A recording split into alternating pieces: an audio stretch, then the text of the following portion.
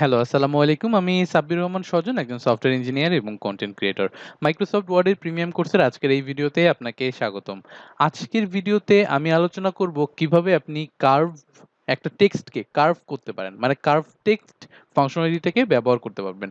মনে করেন কার্ভটা আপনার কখন দরকার পড়বে? যখন আপনার বিভিন্ন লোগো নিয়ে কাজ করতে হবে বা আপনি চাচ্ছেন কোনো একটা লেখাকে একটু বাঁকা করে আপনি প্রদর্শন করে যাচ্ছেন আপনার আ মাইক্রোসফট ওয়ার্ড ফাইলে।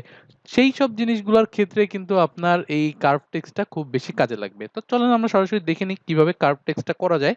আমি সরাসরি আমার মাইক্রোসফট ওয়ার্ড ফাইলে চলে আসছি। ওয়ার্ড ফাইলে আসার পরে এখন আমি একটা জাস্ট সিম্পলি একটা টেক্সট লিখবো যে welcome to Bangladesh. Welcome to Bangladesh. Simple একটা টেক্সট লিখছি। এখন আমি কার্ভ করার জন্য যে কাজটা করব এটাকে সিলেক্ট করা থাকবে। সিলেক্ট করা অবস্থায় ইনসার্ট এ চলে যাব। ইনসার্ট এ যাওয়া অবস্থায় এখানে ওয়ার্ড আর্ট নামে একটা অপশন আছে যেটা নিয়ে আমরা কিন্তু ভিডিও করেছিলাম একটা। আশা করি এটা সম্পর্কে আপনি জানেন। তারপরেও এই ভিডিওটা একটু দেখে নেন। ওয়ার্ড আর্ট এ ক্লিক করব এবং এখানে দেখেন এই টেক্সটটাকে আমি আসলে বিভিন্নভাবে কিন্তু দেখতে পারি। দেখেন এটা দিলে এরকম হয়ে গেছে। আবার ইনসার্ট এ যদি আসি এই ওয়ার্ড আর্টটাকে যদি আমি এটা দেই আ এটাকে সিলেক্ট করতে হবে অবশ্যই। সিলেক্ট করে ইনসার্ট এ এসে এইখানে যদি এটা দেই তাহলে দেখেন অর্ডারটা চলে আসছে। এটা ডিলিট করে দেই। এটা ডিলিট করে দেই। দেখেন এটা কিন্তু চলে আসছে। Welcome to Bangladesh. সো এরকম করে আমরা যেই ফরমেটে চাচ্ছি এটাকে দেখেন এখানে ডিজাইন করতে পারবেন আপনি। এখানে কোন ডিজাইনটা আপনি চাচ্ছেন এই ডিজাইনগুলা কিন্তু আপনি এখান থেকে ইজিলি দিতে পারবেন। তো এখন ধরেন এইটা হচ্ছে আমার সিম্পল একটা ডিজাইন। এই ডিজাইনটাকে এখন আমি কার্ভ করতে যাচ্ছি।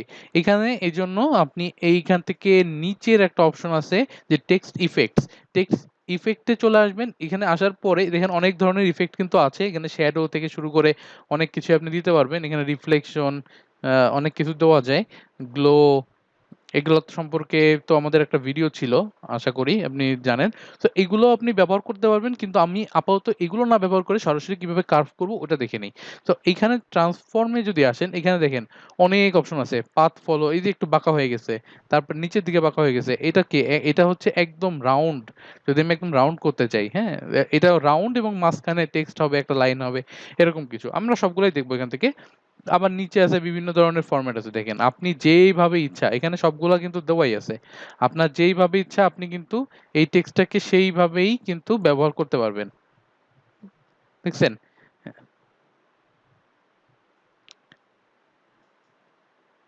এখানে দেখেন অনেকগুলো আছে। আপনার যেইভাবে দরকার আপনি সেইভাবেই এই লেখাটাকে সুন্দর করে সাজাতে পারবেন। তবে আমি যে কাজটা করব আমি মূলত এটা একটা দেখাই। এটা দেখেন এটা কিন্তু একটা ভালো স্টাইল। যে আস্তে, আস্তে ছোট হচ্ছে আবার ছোট থেকে আস্তে, আস্তে বড় হচ্ছে। এই স্টাইলে অনেকে ব্যবহার করে। তো আমি এখানে যেটা করব আমি আপাতত কার্ভটা ব্যবহার করব। এই কার্ভটা মনে করেন একটু বড় করে নিলাম। একটু বড় করে নিলাম। এই কার্ভটাকে যদি আমি আরেকটু বেশি কার্ভ করতে চাই তাহলে সিম্পলি আমি এইটাকে ধরে মানে নিচের এই যে ডটটা যেটা নিচেরটাকে ধরে একটু নিচের দিকে টান দিব। টান দিলে দেখবেন এটা কিন্তু আরেকটু কার্ভ হয়ে আসতেছে। হ্যাঁ? একটু কার্ভ হয়ে আসতেছে। তো এটাকে যখন টেক্সট আপনার বাড়তে থাকবে তখন কিন্তু আপনি জানেন লেখাটাও কিন্তু আপনার জন্য সুবিধা হবে। তো এই টেক্সটটাকেই এখন আমি যদি আবার এখানে আসি, এখানে এসে কার্ভটা উল্টা দিকে কার্ভ করি, এই যে উল্টা দিকে কার্ভ করি, এইখানেও কিন্তু সেম। নিচের দিকে যত যাবেন আপনার কার্ভটা কিন্তু তত বেশি হবে। এখানে যত সোজার দিকে উপর দিকে আসবে তত কিন্তু কার্ভটা কমে যাবে। আবার এখন দেখেন আবার এই সিমটাকেই আমি এখন রাউন্ড করার চেষ্টা করব। এখানে যে রাউন্ড শেপটা আছে, রাউন্ড শেপটা আমার কাছে খুব ভালো লাগে। এই রাউন্ড শেপের ক্ষেত্রেও কিন্তু মজা আছে। রাউন্ড শেপে আপনি একটু বড় করে নিলেন, তারপর এটাকে যত ছোট করবেন, তত দেখবেন জিনিসটা রাউন্ড হতে থাকবে। দেখেন, দেখেন। এই যে আমি এটাকে ছোট করতেছি, এই দেখেন জিনিসটা রাউন্ড হয়ে গেছে।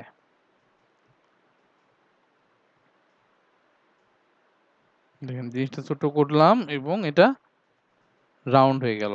সো আপনার টেক্সট যদি বড় হয়, হ্যাঁ? লেখা যদি বড় হয় তাহলে দেখবেন যে মানে এইটাও আসলে সুন্দর করে দেয়া যাচ্ছে। তার মানে আপনি কিন্তু চাইলে যেকোনো লেখাকে বা লোগোকেও কিন্তু এরকম করে রাউন্ড করে এই লোগোর শেপ গুলা কিন্তু নিয়ে আসতে পারবেন। উম উম এই যে। এখন যদি একটা কাজ করি দেখেন, এইটাকে আমি একটা এর নিচে একটা আন্ডারলাইন দিয়ে দিলাম। আন্ডারলাইন দিলে কেমন লাগে দেখতে? এই যে আন্ডারলাইন দিলে এরকম লাগতেছে দেখতে। তো এইভাবে করেই আপনি চাইলে আপনার বিভিন্ন টেক্সটের আম আপনি রাউন্ড বা বিভিন্ন শেপ দিতে পারবেন। এখানে আরো যে জিনিসগুলা আছে, এই যে লেআউটে এ এ ডি ইনসার্ট এ এসে ও না, ইনসার্টে না, মূলত এখানে ক্লিক করা অবস্থায় আমি আসবো ফরম্যাটে। ফরম্যাটে এসে এখান থেকে রিফ্লেকশন, ট্রান্সফর্ম, এই যে একটা আছে, এইটা একটা দেখেন, এটা তো বোঝাই যাচ্ছে না কিছু। এই দেখেন, এই দেখেন, এই দেখেন, এই দেখেন, এইটা একটু বড় করে দিলাম, যেরকম কিছু একটা হয়েছে আর কি।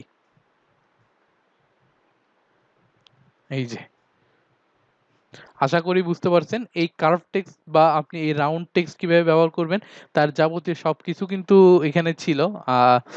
ইনশাল্লাহ আপনি যদি বাসায় নিজে প্র্যাকটিস করেন তাহলে আপনি আরো বেশি ক্লিয়ার হবেন। আসলে এইখানে যে বিষয়গুলো আছে এই বিষয়গুলো আসলে শেখানো, আমি আপনাকে একটা জিনিস শেখাই দিতে পারি, একটা ওয়ে শেখাই দিতে পারি, কিন্তু আপনাকে প্র্যাকটিস করে জিনিসটাকে পারফেক্ট আপনাকে বানাইতে হবে। আপনার কখন কোনটা দরকার, কিভাবে দরকার সেটা আসলে আপনাকেই খুঁজে বের করতে হবে, আপনাকেই খুঁজে বের করে সেটা কিন্তু ইমপ্লিমেন্ট করতে হবে। তো আশা করি আপনি বুঝতে পারছেন। আজকের ভিডিওটা এই পর্যন্তই। নেক্সট ভিডিওতে খুবই গুরুত্বপূর্ণ এবং খুব মজার, আমার অনেক পছন্দের একটা বিষয় আছে, সেটা হচ্ছে ম্যাক্রো কিভাবে ব্যবহার করে। নেক্সট ভিডিওতে ম্যাক্রো নিয়ে আলোচনা করব। তো আজকের ভিডিও এই পর্যন্তই। নেক্সট ভিডিওতে দেখা হবে আপনার সাথে। Till then, take care.